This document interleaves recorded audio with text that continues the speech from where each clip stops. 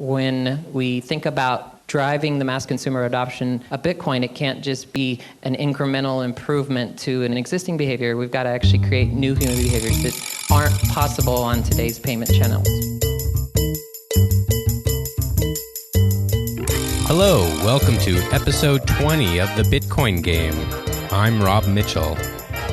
I'm hardly a cryptocurrency expert. I'm just an average guy who became captivated by Bitcoin in early 2013. This podcast is my opportunity to learn about cryptocurrency. On April 18th, 2015, Los Angelinos were treated to our city's first Bitcoin conference called the State of Digital Money. There's a lot of great content that I recorded from this conference, and in today's episode, I bring you a presentation by GoCoin CEO and founder Steve Bjerregaard. Then Steve hosts a panel about merchant mass adoption of digital currency with an amazing group of panelists. You'll hear, in order of appearance, Justin Newton, CEO of Netkey, Paul Pui, CEO and founder of Airbitz, Nick Sullivan, founder and CEO of ChangeTip, Andrew Lee, CEO of Purse, and Connie Chung, Senior Payments Product Manager at Expedia. The show notes for this episode include details about all the speakers, links to the content covered in the show, and videos of the presentation and the panel discussion. Just go to thebitcoingame.com and look for episode 20. The only major platform that accepts Bitcoin, Dogecoin, and Litecoin. So here's Steve Bjerregaard, CEO and founder of GoCoin. All right, thank you. So one quick thing, we also now accept Tether. Those of you who are not familiar with it, we've added that to our portfolio of coins. And one of the interesting things about Tether is that it's actually pegged to the US dollar. And so it doesn't have the volatility problems. So from a merchant processing standpoint, I think that's important. So I'm going to take a little bit different approach than maybe you've seen in the past, those that have seen me speak before. But I'm going to go into a little bit of the why I'm so much of a believer that we're at the very beginning of the third wave of revolution here. And the first wave being the internet, and these were the enabling technologies. In the early days, you had AOL providing access and content.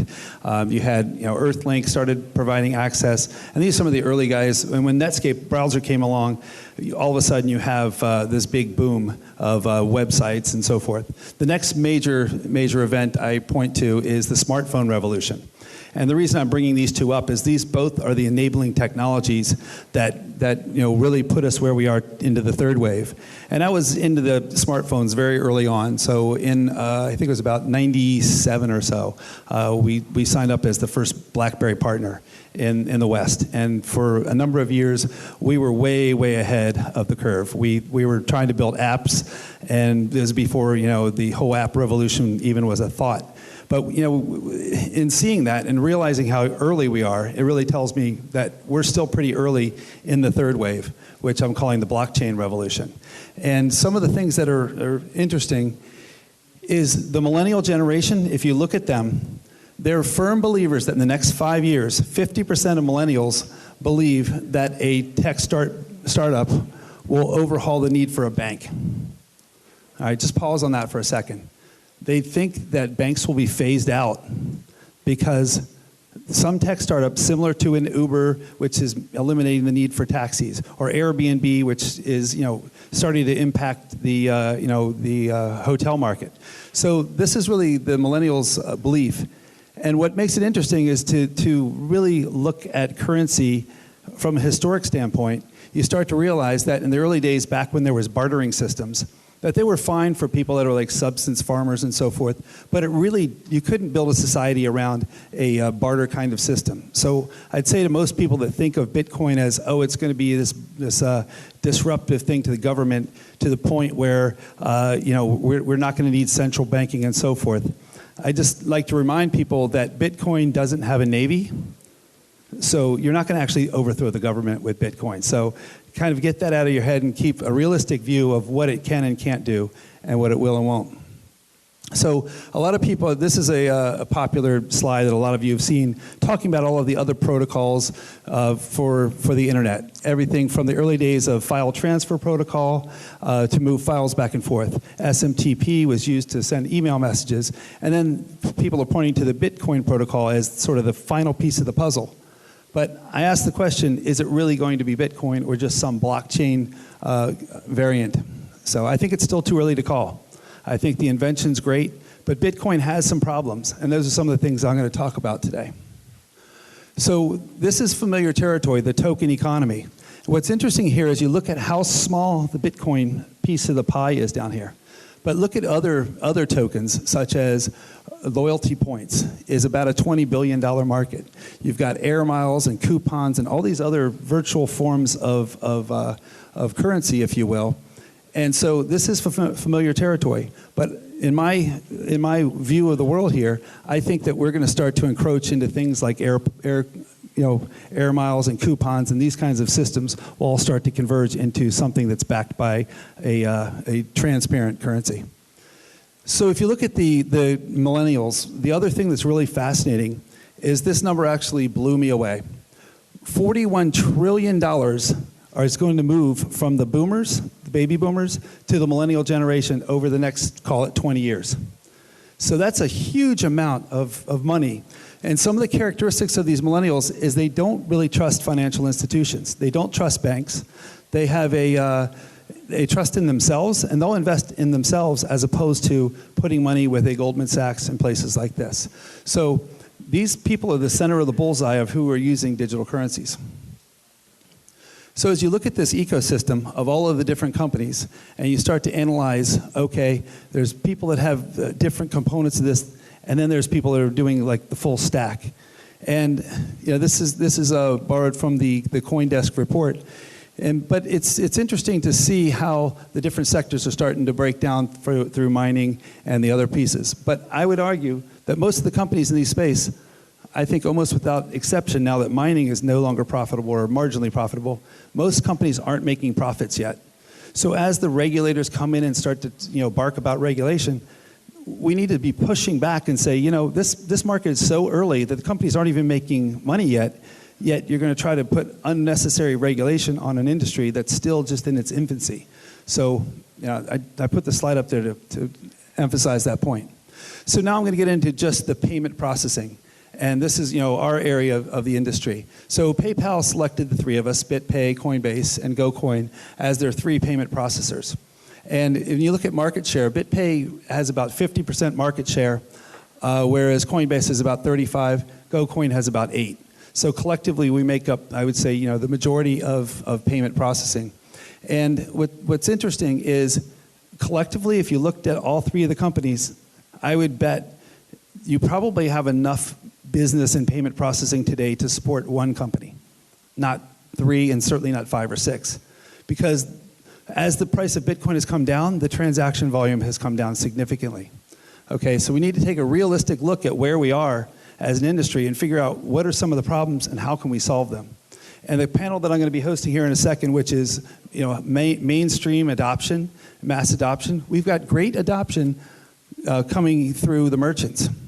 I think this slide is wrong. This is also in the CoinDesk slide because they show that in the first quarter there's less than 2,000 between Coinbase and BitPay. Because if that's the case, then we basically outpaced both of them in the first quarter because we had close to 3,000 merchant signups. So merchant adoption is not the problem. Merchants are come on, but they've been sold that no chargebacks. They've been sold the Bitcoin community is going to step up and support you.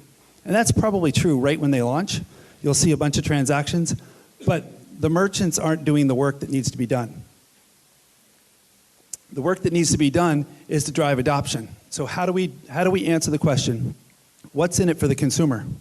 Because right now there's not enough in it for the consumer for them to go and shop and buy things with Bitcoin. They're still using it as an asset class, storing it away, and waiting for the value to go up.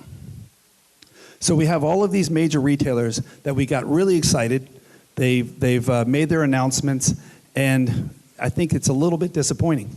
I think that most of these merchants expected to have a lot more transaction volume.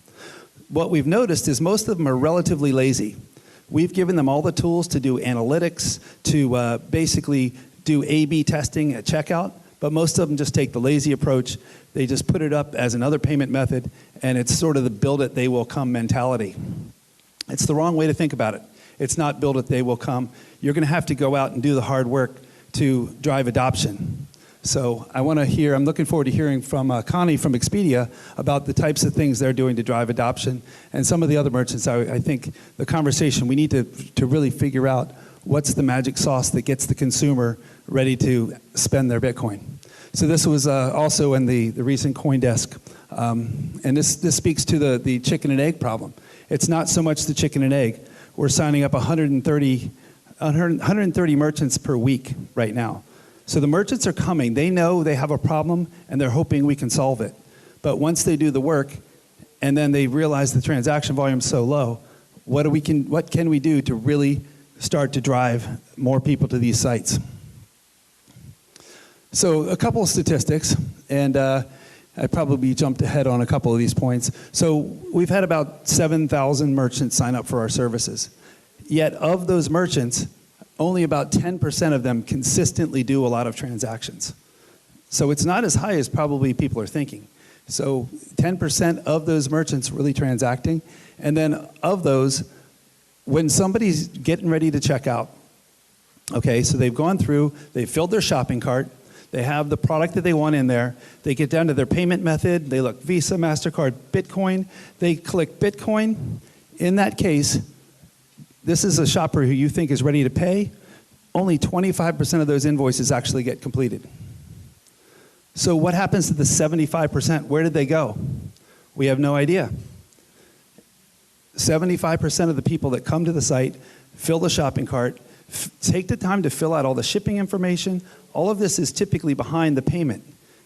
75% of them go somewhere else. So I think we need to figure out where did they go. You know, we do see some merchants that are as high as 80%, where people who get to the checkout will actually complete that checkout. So how do we take these use cases and fine-tune it and figure out what's the magic that site's doing that the other ones aren't? So I think analytics are going to be a very big area of interest. I think the consumer on-ramps is still a major problem. So how do we take those 75% who are, let's just call them Bitcoin curious, and turn them into Bitcoin users? So I think this also opens the door a little bit for altcoins. Some of the interesting aspects of Bitcoin, the 10-minute block time certainly causes some transactional challenges for merchant processing. The high volatility is a killer. I mean, there's no bigger impact to merchant processing than the price of Bitcoin. So people say Bitcoin price doesn't matter, but to us it really does. You know, it's very evident that when mining became less and less profitable and the miners started flooding the market with coins, that our transaction volume went way down. Okay, so the deflationary design really encourages people to hoard. So possibly, are there other coins that maybe are better? Is hopefully Tether or something like that, another coin that has all the great properties of Bitcoin in terms of fraud protection and so forth, that can maybe help solve this problem. And maybe we can get merchants to start settling in Tether as opposed to, you know, having us go through the banking systems and do expensive wires. So most of you have seen what a transaction looks like. So this is sort of a standard slide deck. And I think we're trying to make up some time. So this shows what the process looks like at checkout. And then there's more stuff in here that I think we can probably sort of skip past and get onto the panel. Wanted to make up some time. Or do you want me to take a couple questions? Sure, fire away. Any questions? Yeah, Micah. I've got about 5 of them, and all 5 of those are competing to which goes into the new, Plan B for GoCoin 2.0. But one thing that is that it's sort of you think of you either have the fight come to you or you go to the fight. I think our strategy is going to be that we're going to go to the fight. I think that we need to start driving consumer adoption. And as a payment processor, that's not typically your role. We're typically a business-to-business. But I think that one of the things we can do is start to help our merchants more than just giving them software tools. I think we need to actually train them how to train their users. Yes, Rob? I have an issue. Bitcoin's low right now, in my opinion. I don't want to spend it unevenly. Yeah, so you have the tax consequences, you have the low price, you have a lot of factors that impact people's use of the coins. And those are all problems that need to be solved. And I think that the tools, we've been waiting for wallet tech to help solve the problem of the tax consequence and track your cost basis in there, but I really haven't seen anybody really solve that yet. And I know it's hard because you could end up getting Bitcoin from many different places. But I think that we'll see some sort of wallet that starts to get more and more intelligent and be able to track cost basis and help you with reporting, as well as help you with things like other payments that are recurring, things of that nature. Today's magic word is the 4 letters SODM for State of Digital Money. You have 1 week from this episode's release to use the magic word and claim your share of this week's listener distribution of LTB Coin on letstalkbitcoin.com.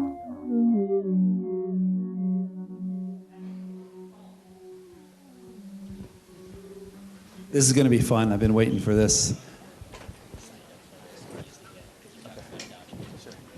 All right, we have some fresh victims, the guys that are going to change the world. I think this is the most important panel of the day. And I'm not just saying that because I'm the moderator. But really, we need to answer one fundamental question, and that's what's in it for the consumer. And in the US right now, there's not much in it for the consumer. There really isn't. Privacy, yeah. Most people don't care. We gave up our privacy years ago with Facebook and Google. Google owns our mail and everything that we've ever thought Google owns right now. So that's not compelling enough. And giving them a 1 or 2% discount, not compelling enough.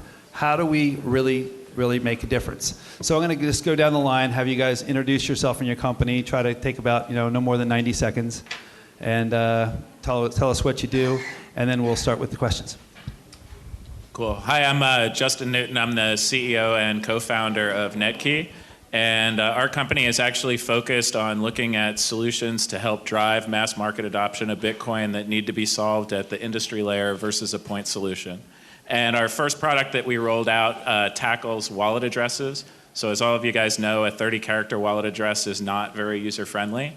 And so we've built a wallet name service that we've integrated with actually a number of partners on this stage and other folks out in the industry so that you can type an easy-to-remember wallet name into send fields instead of a complicated wallet address. Cool. Paul?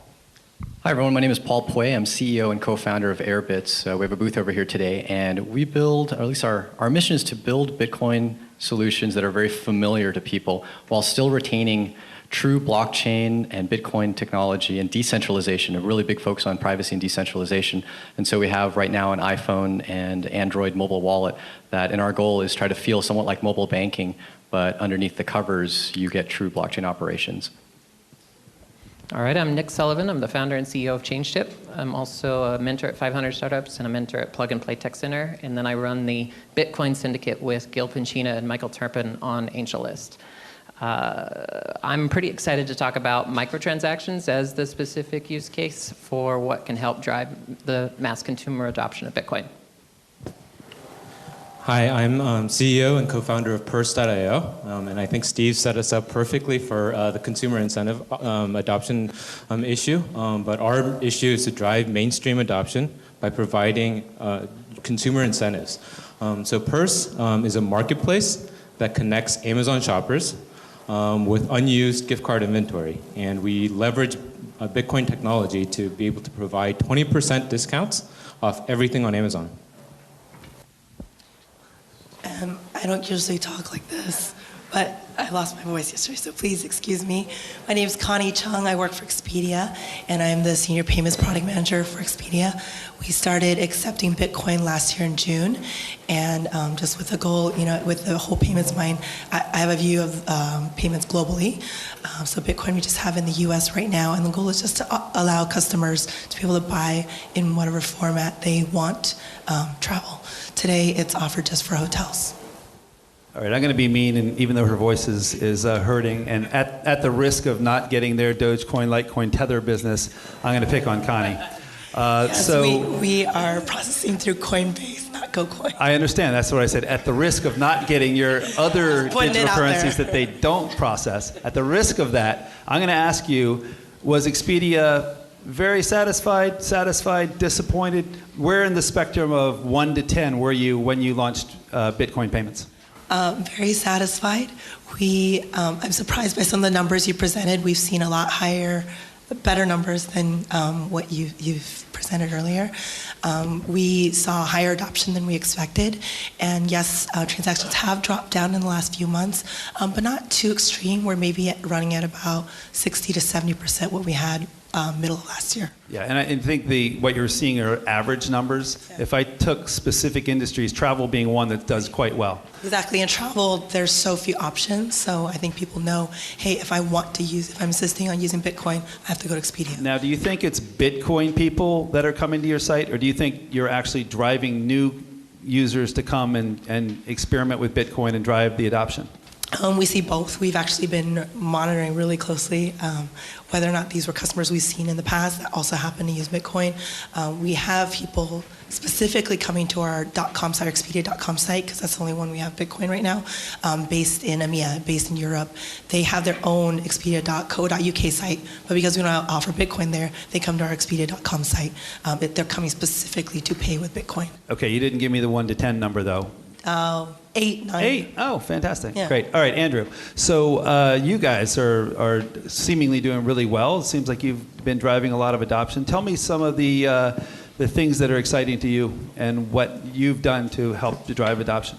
Yeah, I mean, one of the things that we've observed as Bitcoiners is, and you talked about this as well, but merchant adoption has hugely outpaced consumer adoption. And that's because consumers are completely disincentivized to spend Bitcoin. Merchants get all the benefits. Irreversibility is a merchant benefit. Saving on interchange is also a merchant benefit. Whereas consumers are stuck with the cost of volatility.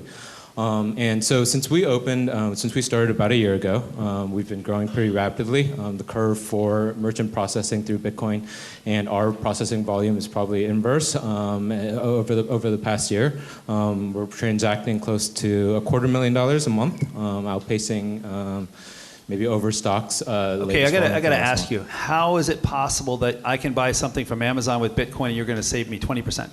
Yeah, so we're connecting users. It's a peer-to-peer marketplace, and we're connecting users with unused Amazon gift card inventory. And this is something that not too many people in the developed world realize, but there are dozens of services like Mechanical Turk, Amazon Affiliates, Swagbucks, Ebates, Jumo Wallet, that literally pay people in the developing countries with Amazon gift card balances. And it's one of the most illiquid forms of payment that they can get. I mean, they're literally buying iPads and shipping it to India. It takes 2 months and reselling it for rupees. We trimmed that process down to 2 days. 2 days, if they have Amazon Prime, they can get Bitcoins. They subsidize your discounts. Most people that have access to Bitcoin at market rates. But in literally 4 days, they can get to fiat currency. And that's how our discounts are powered. So most of the time when we talk about Purse, the value proposition's huge savings on Amazon. But instead, the more compelling reason is the only way to liquidate Amazon gift cards. So it's the breakage. You're actually solving that breakage problem. That's very absolutely. cool. And it's kind of a remittance hack. So we've partnered with UnoCoin in India to help coordinate the fiat transfer. And it's really fascinating. Great. So Nick, ChangeTip. You guys... I saw the big announcement that Coinbase basically said, you know what, we're out of the business. ChangeTip's doing it. They're doing it so well that we give Uncle. So congratulations on that. And so tell us, what kind of adoption you're seeing, what things you're doing to sort of drive new adoption and getting new people into the ecosystem.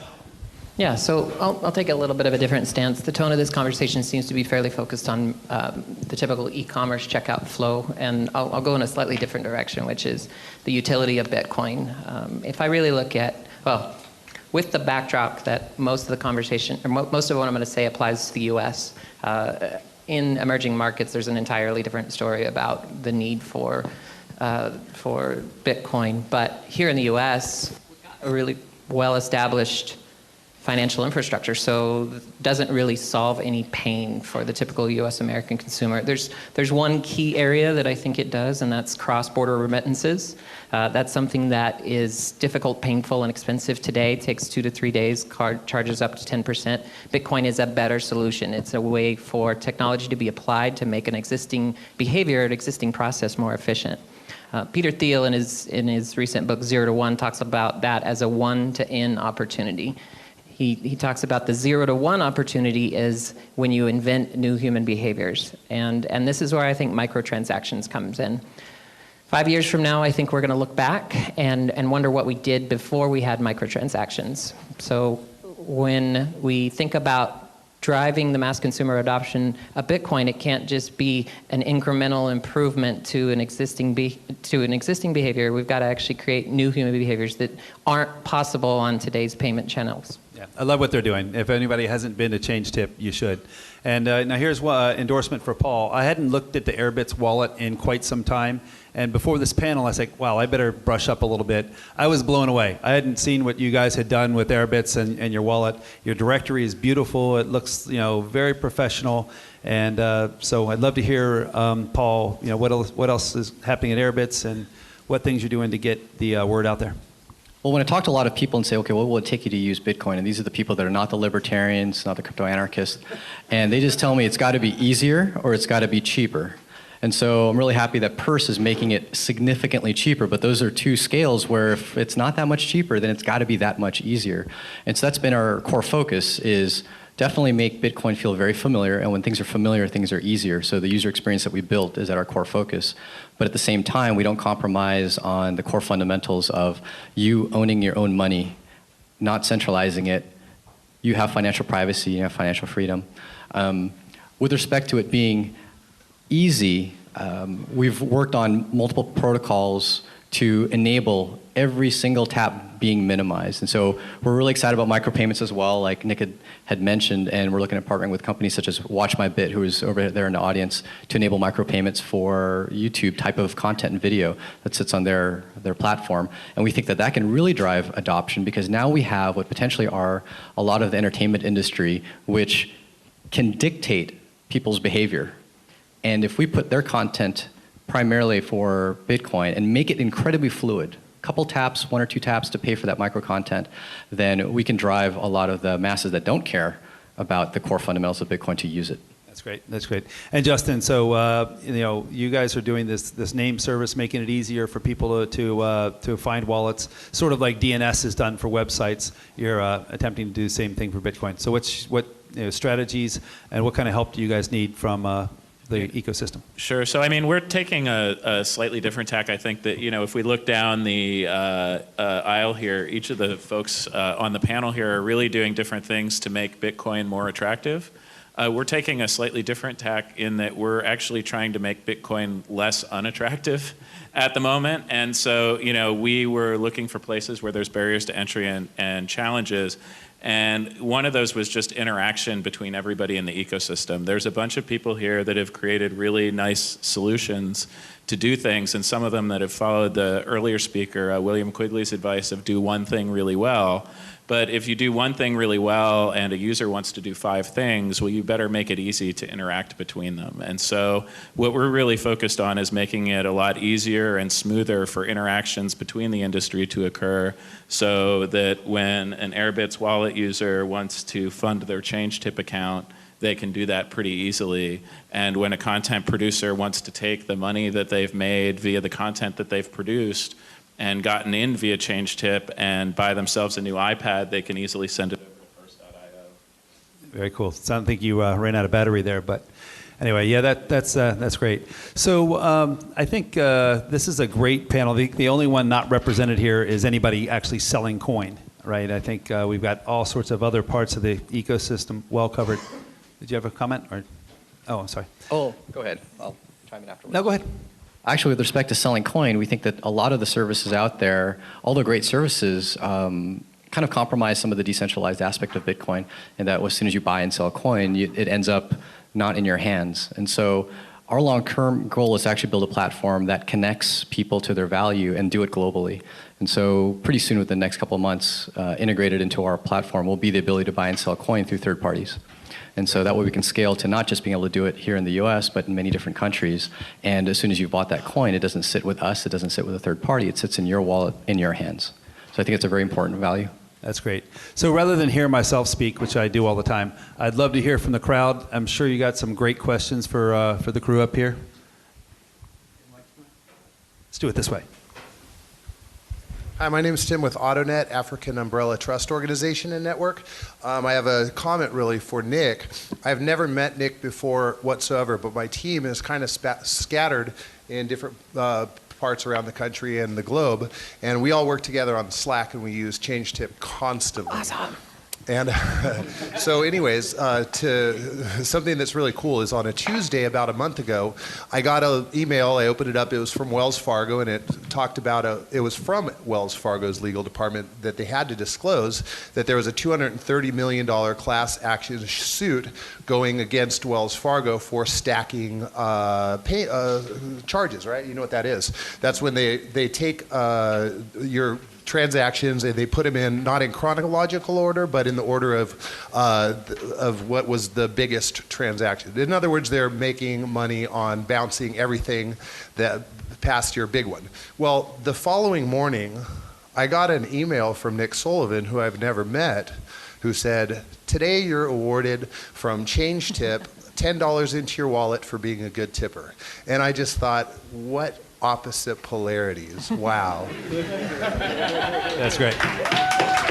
So that wasn't quite a question, but great. That was a very entertaining story. Anybody else with a question for real Pam? quick comment there. It feels great to be building a product that is inspiring generosity, giving, and appreciation all over the world.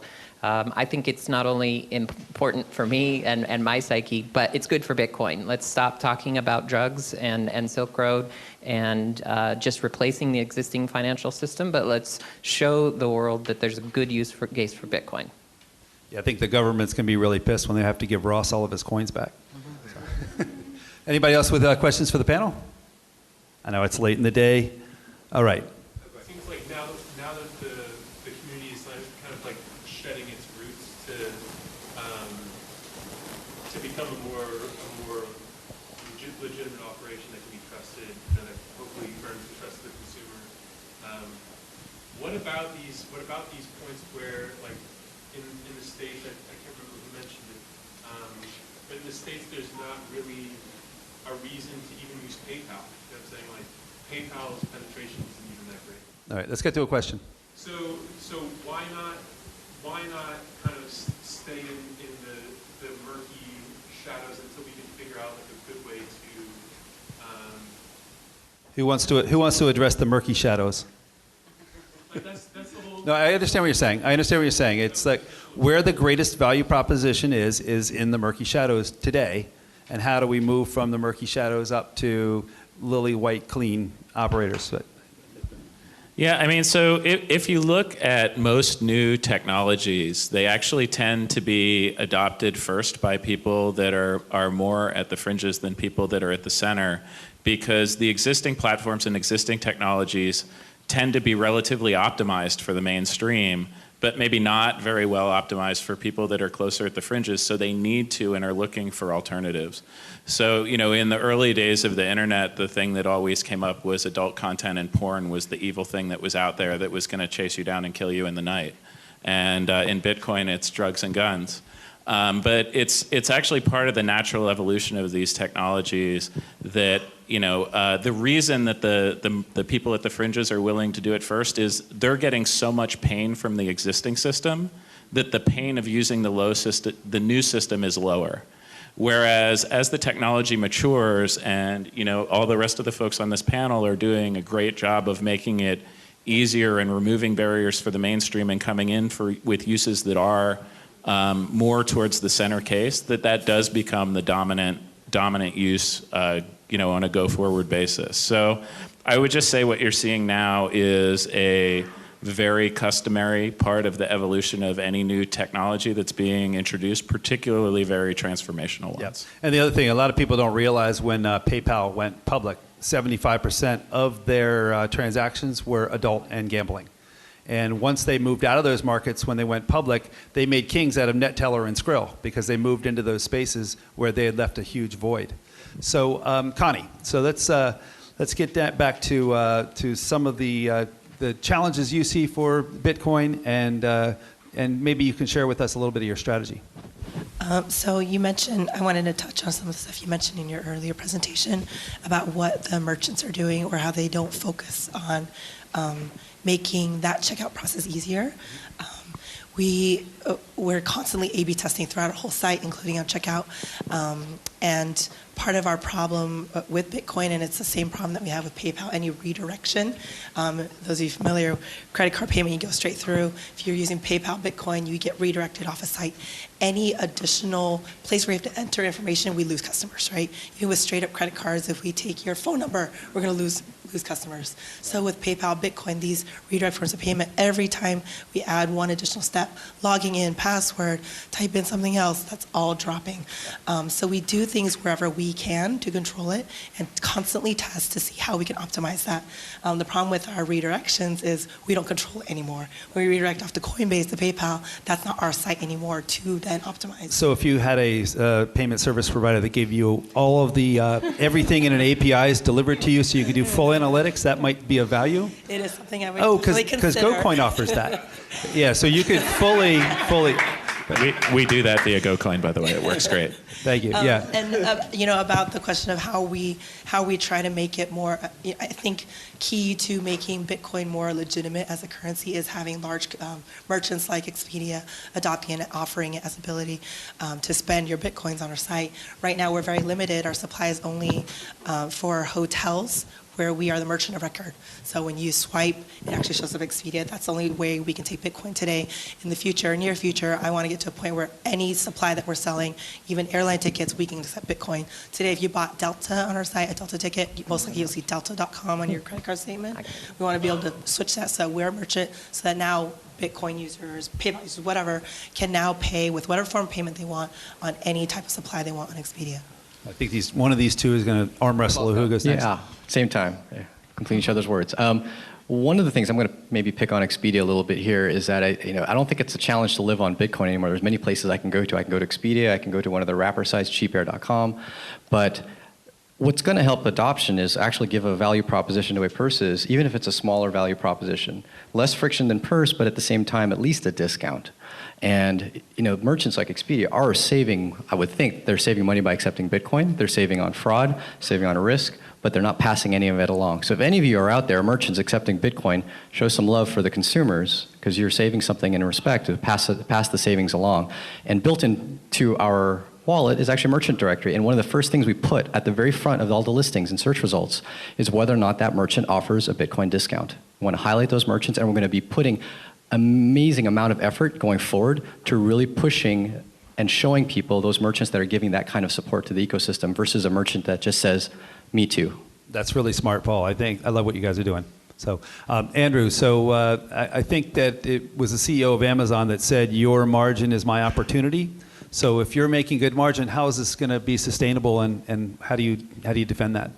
Yeah, well, so right now, we're literally the only off-ramp from Amazon gift cards, so we have some leeway in our margins, and we've been expanding our margins since we started. But as long as we're delivering value to both sides of the marketplace, right? We can extract the margin that's appropriate. And so right now, our average consumer is saving 20% off Amazon. You know, how much of a margin or fee are you willing to pay if you're saving 20% on an item?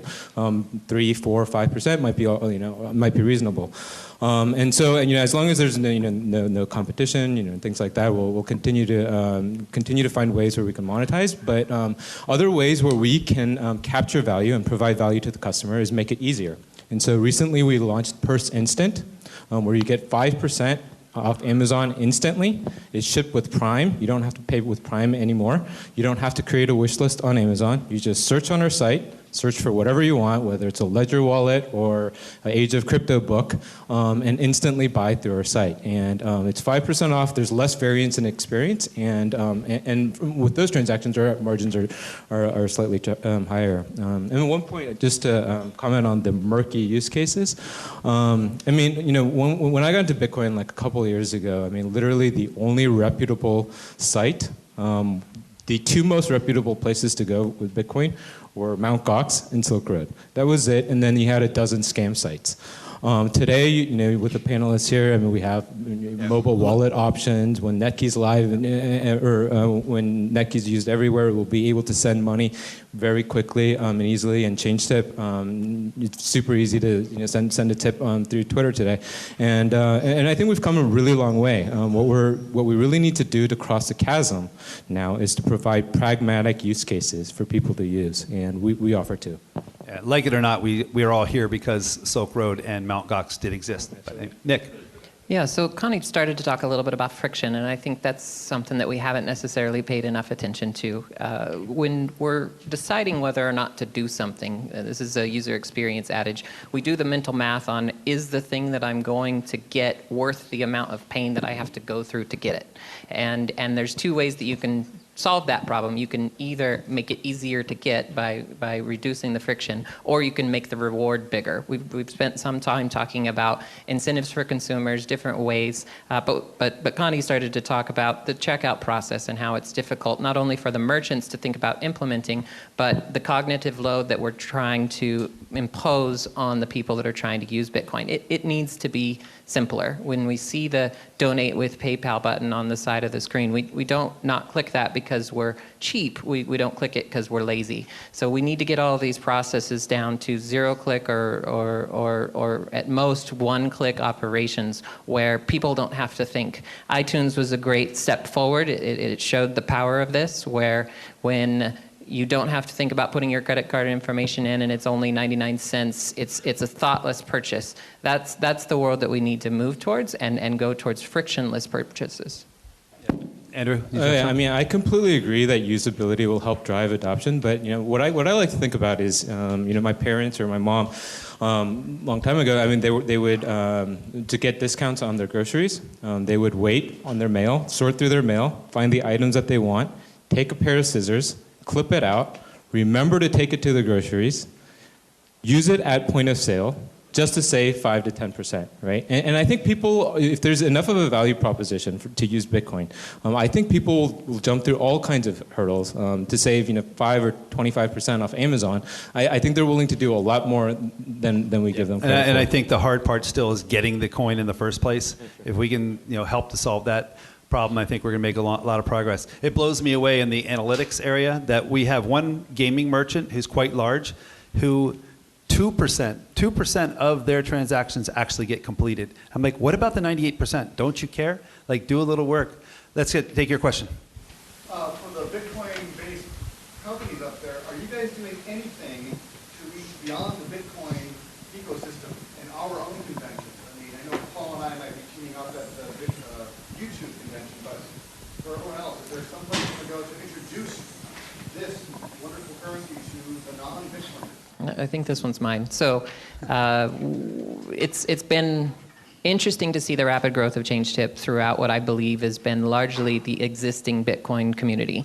I think if you are in Bitcoin, you've either heard of ChangeTip or you're already a user. And what is what I'm not going to accept, and what we're not going to allow for at our company is to have our growth be capped at growing the Bitcoin ecosystem linearly. The way that we look at it is our addressable audience is the combined audiences of all of the platforms we support. So Reddit, Twitter, GitHub, Facebook, Google+, YouTube. That's the way that we're looking at this. I believe the biggest thing that's held us back as an industry, and ChangeTip in specific, has been how hard it is to get Bitcoin for the normal user. And this is where I keep honing in on friction.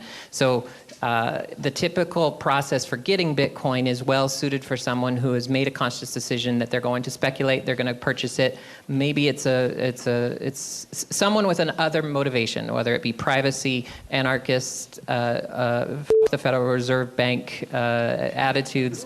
They want to be able to do it, and that's what has them going through the pain. Actually, Monday, so I'm pretty excited to talk about this. I've been working on it since last May. We're going to enable people to come to changetip.com and buy $25 worth of Bitcoin with a credit card. And I think that's a huge step forward for the more casual user who just wants to dink around and play around with Bitcoin without going through a process that's roughly equivalent to opening up a bank account at some of the other sites. That's great. That's great.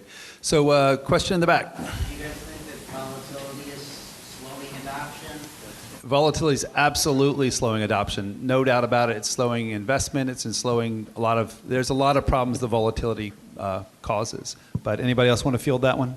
Yeah, so I get that comment whenever I try to talk to a merchant that's interested in taking Bitcoin, but they say, oh, the volatility. And so, yeah, the first answer is you can use a payment processor to instantly convert to dollars. However, if you look at the actual amount of volume that a typical merchant would gain, and you add the volatility to that, that's a fraction of a percent that they could potentially lose on a bad day. So in my take, unless you are really, really skin of your teeth on your business, then Bitcoin volatility isn't going to make or break you. But at the same time, as your transaction volume grows and it's no longer 0.5% and becomes 1%, 2%, 3%, I predict that the volatility will go down because that's a sign that Bitcoin's actually being used, it's being more mass adopted, its value is growing. And one of the things that we're doing is we're now offering settlement in Tether.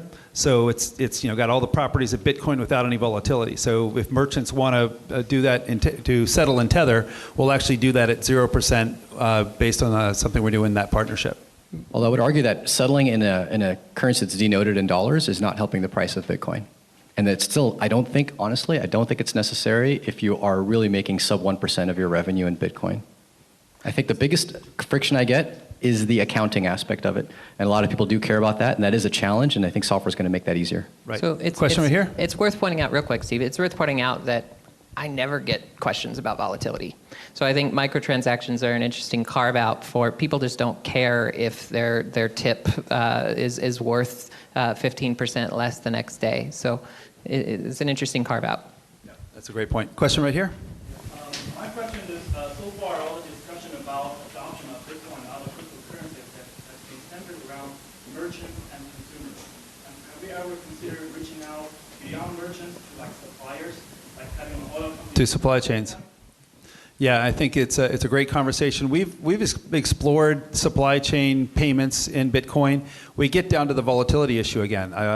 For example, we put in a deal that we did with Bitfury, for example, where they wanted to pay their suppliers for electricity, for their chips from Taiwan, all of these, they wanted to pay them in Bitcoin. And we got down to the point of discussions, and they're like, we don't want exposure to the volatility. So that's in those cases, they're talking about pretty big numbers, so it does actually affect them if it's changes by 20%. Anybody else want to comment on that? We don't deal with suppliers per se since we're simply a software company. However, we do everything in our company's power to complete the loop. And I think that's what you're referring to. Try to complete the cycle of people utilizing Bitcoin, earning Bitcoin, spending Bitcoin. And so our entire company is driven on Bitcoin almost entirely, 90+%. If and when we do finally make money, it will be in Bitcoin. All of our employees and staff are paid in Bitcoin. We paid our rent in Bitcoin. Our lawyer is paid in Bitcoin, and all consultants. And so they have to make that actual conscious effort to convert it back into dollars. And we tell them that you should make a sound decision and that there is volatility, but it's entirely up to them. So we start with Bitcoin from the get-go and leave it to them to convert back into USD. Andrew? Yeah, I mean, I think volatility is a small problem, but the real problem is directionality, right? In 2013, when Bitcoin was just going up and up and up, nobody complained about volatility. And now that it's going the opposite direction, we're talking about volatility again. But I mean, yeah, I think there are definitely use cases we can build where, and definitely with more adoption, that volatility will decrease. Justin, you had a... Yeah, just real quick there. I mean, there are some companies that are going after the supply chain aspect of it in some ways. There's a company called Align Commerce that's basically doing cross-border payments for companies, and they're doing a nice job with that. And I know there's some companies that are starting to look at entire industries that have trouble getting banked, like the legal marijuana industry in the US. And so that's a place where people are looking at ways to take on the entire supply chain end to end, because there's a place where people are stuck with literally bundles of cash that they can't deposit in banks. So there's a really strong use case available there. Yeah, I posted the other day on Facebook, I think the 2016 platform for the presidential candidates should be gay couples should be able to buy their weed with Bitcoin and protect it with a gun. All right. So any other questions in the audience? Eric, you want to go back? You guys talked a lot about making Bitcoin easier to use, easier to get, and you're seeing a lot of payment technology advance in general in the fiat currency space, right? Venmo's extremely successful.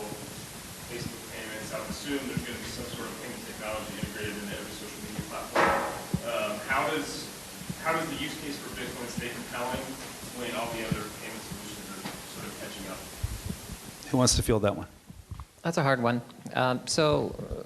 This came up in my pitches, as you can imagine. The more astute investors said, well, wait a minute, this is kind of neat, but what is it about Bitcoin that makes it special? Micropayments have been talked about for a long time. Why Bitcoin? And I have three answers. One, the anonymity. I can send money to anybody on a social network. I don't have to know anything about their payment details. Two, since it's a peer-to-peer transactions, since it's a peer-to-peer transaction, there's lower transaction fees or no transaction fees in the case of ChangeTip. And then three, it's a currency neutralizer, so I don't have to worry about what the other person is on the other side. US dollar, you could argue, is almost that ubiquitous, but it is a true currency neutralizer. Andrew? Yeah, I mean, I think Bitcoin, from just a payments perspective, and I used to work at Merrill Lynch covering emerging payments specifically, but there are areas of payment where Bitcoin is simply better, and areas where it's not. So if we're doing a peer-to-peer transfer in the US, and we both use Bank of America, that's just a database entry. That happens in a nanosecond. It doesn't cost anybody anything, and it's a very effective form of payment. But whereas, where Bitcoin has value is that it's programmable, and it's internationally available, and you don't need to ask permission for it, and you can be your own bank. And there's areas where we can really leverage Bitcoin's properties and to make it better. And so, like usability, we're not there to Apple Pay standards yet, but we will one day get there. And there's plenty of other areas we've talked about. I think a lot of great people are working on creative problems around this. But Bitcoin is, this continuous innovation is not going to look, it's not going to be better in every aspect than every other payment solution. Great. This has actually been a really, really interesting panel. I've been to so many different Bitcoin shows. It's fun to have so many diverse opinions and really smart people on the stage. And you guys have traveled from everywhere from San Diego to San Francisco and Seattle. And so I want to give you each sort of a final opportunity to sort of give your final profound thoughts, as I think we have to wrap up here at 5 o'clock. Oh, 5:10. No, sorry. Let's take another question then. Rob. Okay, I've used payment processors just to automate the payment process, not necessarily to change my Bitcoin into US dollars. And I was just curious, what percentage of people use GoCoin and use it just to kind of be the back end to process the payment and don't convert it to USD or convert it, 50-50? I know there's options. Yeah, interestingly, it's almost polar. It's either they take it all in Bitcoin or they take it all in dollars, pounds, or euro. And there's not a whole lot of people that use our split feature. And we're hoping that they'll start to change that behavior with something like Tether coming on board, where they can hold it and then use that asset to hopefully pay their supply chain.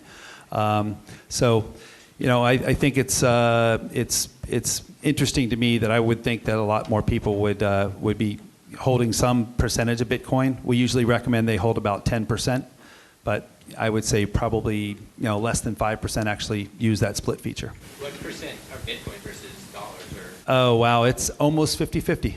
Yeah, it's actually surprisingly, that part is actually higher than I thought it would be, but it's almost split down the middle. So, any other questions out here? Eric, I think you had one a while back.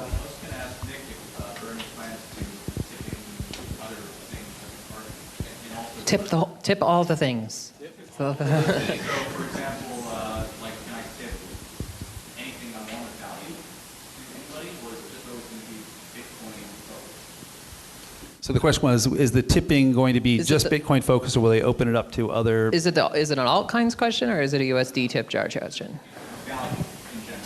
It doesn't have to be anything. The same goes for Airbus. You say you're a completely Bitcoin ecosystem, but I struggle myself to find the legacy use cases that would allow that to actually scale. So we're starting off with Bitcoin, but in essence, what we're building is a platform to help people secure digital assets and make it a very familiar process, feel like mobile banking, but in essence, it's true ownership of digital assets.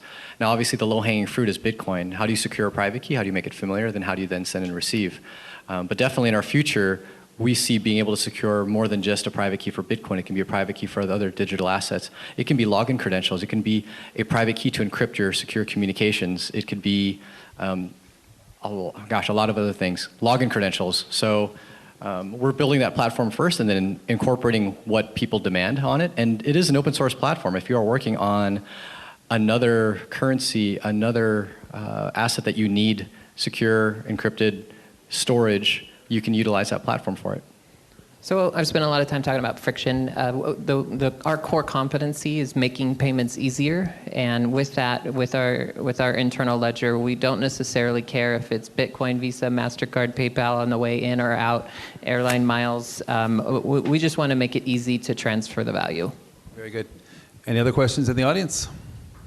All right, last chance. Otherwise, I was going to let them go down the line here and give us their sort of final thoughts of the panel. Connie, you want to start? I'm going to put you on the spot. I don't have any profound thoughts, but I guess I could share a little bit just on, I mentioned earlier, kind of our goal from a payments perspective for Expedia, and part of that being Bitcoin is, future adding more lines of supply that customers can pay in Bitcoin, and also expanding to other points of sale, and all of that would help, further legitimize Bitcoin as a form of payment and allow people to actually start thinking, hey, I want to travel. People always want to travel, right? That's something that doesn't die. And hey, I can pay with Bitcoin. So that's our path. Okay. I actually want to ask you one other question, because we've had an internal debate with my software developers where somebody gets to the checkout. We have all these people that abandon, or a lot of people that abandon. And so I said, well, we should give them another option. And my guys say, I don't think we should, because it's going to distract them away from paying.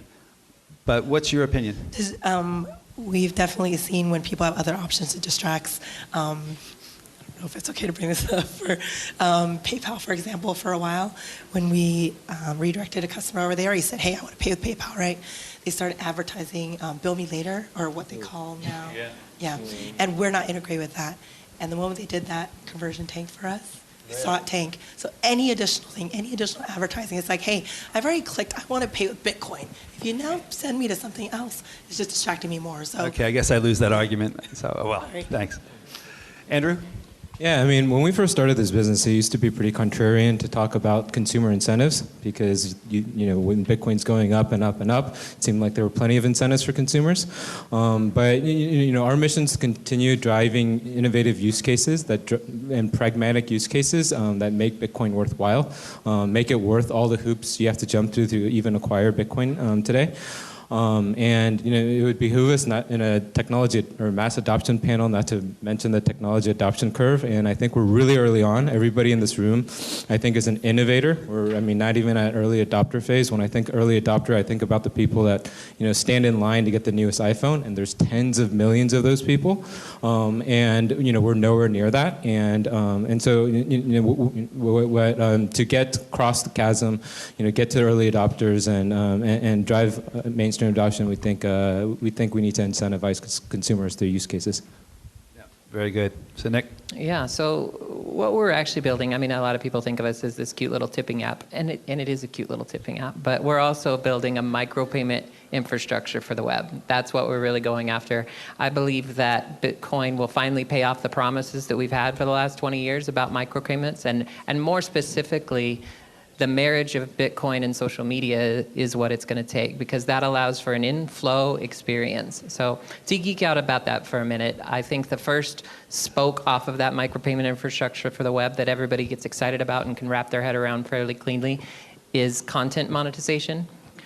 For some reason, we've lazily accepted that ads are the right way to monetize content, but they've just inserted themselves into the real value chain, which is the people producing the content and the people consuming it. We haven't had a direct way for when you see something you like, you actually can reward the author of that content. So I want to make that frictionless and easy to do. I want to be able to skip every YouTube pre-roll video ever by saying, yes, Google, I'll pay you 1/10 of a penny to not have to watch this, which if you know the mechanics of the online advertising ecosystem, that's 10 or 100 times more than Google is making by forcing me to watch it. So what we've been missing is a low friction payment mechanism that's connecting those two. Another spoke that I think of in a similar tone is Google and Facebook have gotten us comfortable with this idea of paying them for a user to do something, whether it be install a mobile app, finish an e-commerce checkout flow, try out my product and sign up. And just as the online advertising ecosystem has injected itself into that value chain, the CPA-based advertising network has injected itself into the product owner and consumer value chain. We had somebody come along on Reddit and put up a post that says, I'm a startup, I want you guys to go try my product out, come back here and leave feedback and I'll tip you.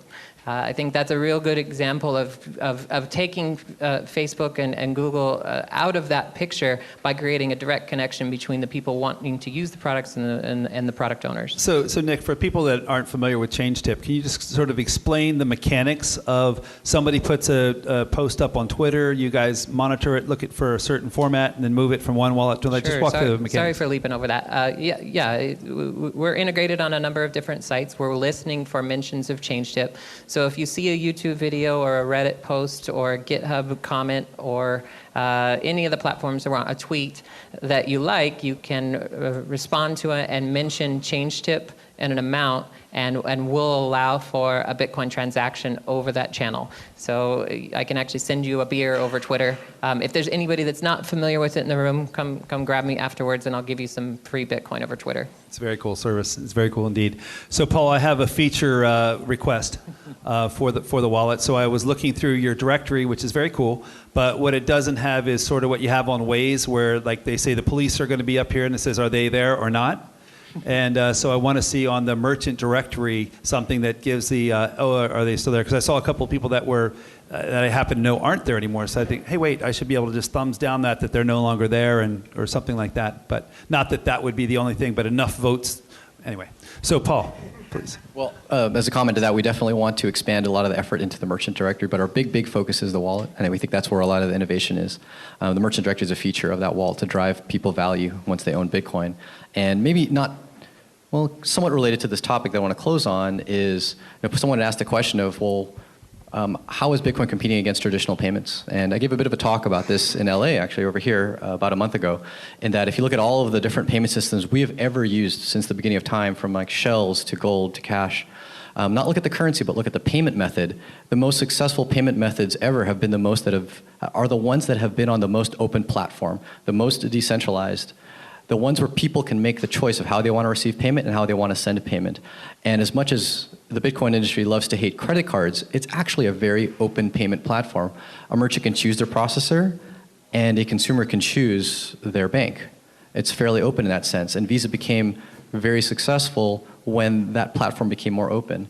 And if we look at the mobile payment options in the space today, Bitcoin is the absolute most open platform in that I can use any real Bitcoin wallet, and a merchant processor can use either a wallet or a merchant processor like GoCoin to receive it, and it's all intercompatible. And each of those processors may have their benefits and disadvantages, and each of those wallets may have benefits and disadvantages. But as consumers, we can choose, and as merchants, we can choose, and I can send from consumer to consumer, merchant to merchant, merchant to consumer, you name it. And that's what's driven success in prior payment protocols, and decentralization is what I believe is going to bring success to Bitcoin, where these other mobile platforms that we're competing against, such as Apple Pay and Google Wallet and PayPal Wallet, which have absolutely sucked. Like, they just have not taken off the way they definitely hoped that they would. This is why I think we're going to succeed, and at its core is kind of decentralization. And so Bitcoin became successful over a lot of other digital currencies that tried, because it was the one that was truly decentralized. It is a financial innovation because for the first time ever, people could hold their own digital value, not with a third party. Don't forget that. That's the reason why we're all sitting here today. If it wasn't for that simple fact that there's no middleman, there's no third party for you to send value, Bitcoin wouldn't be a revolution at all. So remember that in how you decide to utilize Bitcoin and how you support it, and how you implement it if you're a developer, because that's an incredibly important thing. That's why we're here today. And the same way that it was successful over prior currencies, I think that's what's going to make it successful going forward. Very good, very good. As William Quigley said earlier, convenience beats better every time. So that's to that point. Justin. Cool, yeah, I'll be really quick. I mean, I just have a couple of things that I'd like to say. The first, and the main one is, as you know, the other folks on this panel have really done a great job of doing, focus on places where there's an inefficiency today that you can maximize, and use that as a way to pull users into your system and into the mainstream. You know, trying to go out and replicate a system that works well today, and just because it's on Bitcoin, may or may not win. But if you find use cases like travel, like micropayments, like dealing with inefficiencies with gift cards, like creating a great user experience that brings everything together, you have the opportunity to bring new users into the ecosystem that eventually tips us over into the tipping point where we are in the mainstream. And it's not going to be by going for where the banks are strong today. It's going to be by going after enough of the places that they're weak, that people see the benefits of what we're doing and move over. So I'd encourage you to look for those inefficiencies and to look for people that you can work with to take that one great thing that you're building and ensure that it's working with other things to create great user experiences. Awesome. Been a great panel. Thank you guys very much. Thank you guys. Thanks for listening to these recordings from the State of Digital Money 2015, recorded in downtown Los Angeles, California. If you're curious about Steve Bjorgaard's presentation visuals, check out the embedded YouTube videos in this episode's show notes. Just go to thebitcoingame.com and look for episode 20. The videographer who captured the conference works relentlessly on the front lines of cryptocurrency. Check out all his videos by going to bit.ly/BTC videos. You can also find the link in the show notes. Find me on Twitter as the BTC Game, and you can also find a listing of all the Bitcoin Game episodes at thebitcoingame.com. See you next time.